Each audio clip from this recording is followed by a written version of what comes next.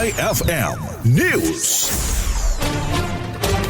Nakiisa ang Angadanan Police Station sa pagdiriwang ng National Women's Month 2026 sa pamamagitan ng pagsasagawa ng iba't ibang programa para sa mga kababaihan sa Barangay Loria kahapon, March 17, 2026. Sa nabanggit na aktibidad, isinagawa ang pamamahagi ng hygiene kits, pagsasanay sa paggawa ng dishwashing liquid, at pagbibigay ng lecture singgil sa anti-criminality. Layunin ng aktibidad na kilalanin ang mahalagang papel ng kababaihan sa komunidad at higit pang mapalakas ang kanilang kaalaman at kakayahan. Matapos ang mga aktibidad, ipinagkaloob din sa mga kababaihan ang mga nagawang dishwashing liquid bilang panimulang suporta sa kanilang kabuhayan. Ayon sa kapulisan, ang naturang programa ay bahagi ng patuloy na pagsisikap na mapalawak ang kaalaman ng kababaihan sa kanilang mga karapatan, mapalakas ang kanilang kakayahan, at mahikayat silang maging katuwang sa pagpapanatili ng kapayapaan at kaayusan sa komunidad. Patuloy namang pinagtitibay ng Angadanan Police Station ang ugnayan nito sa mamamayan sa pamamagitan ng mga ganitong inisyatiba tungo sa isang ligtas, maayos at inklusibong pamayanan.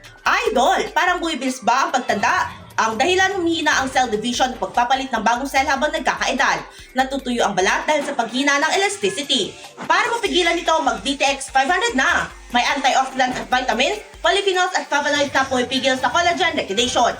Sikreto sa pagiging young looking mo para maging healthy, mag-DTX 500 palagi. Para sa IFM News, ako si Idol Sedna Marie Atdang. Idol! IFM News.